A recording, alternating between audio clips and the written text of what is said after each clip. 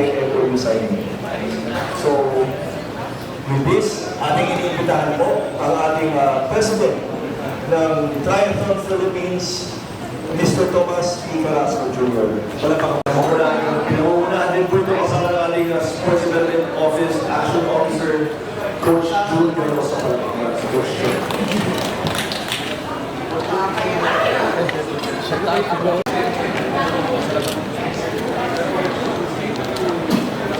Exciting po dito, sir. Please get that.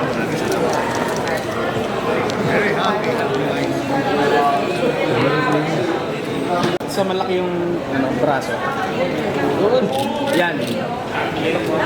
Ating din po minumungkahi lahat, ating minority floor leader, Consular Alan Medalla, at ang ating minority floor leader na isang atleta, si Consular Taranito Rendez. Kasama po tayo dito sa photo opportunity. Kasama na mga miyembro ng City Council.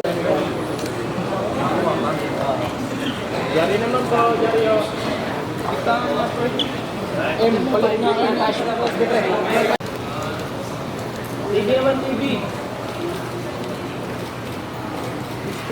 It's actually the first opportunity that was given to us. We're very happy that maganda ang Quezon City. They have a big sports program, active, energetic, and we're happy to be part of the sports program. Race course, as we say, ito ang unang-unang paggamit ng Toronto facilities and our athletes, the young ones, the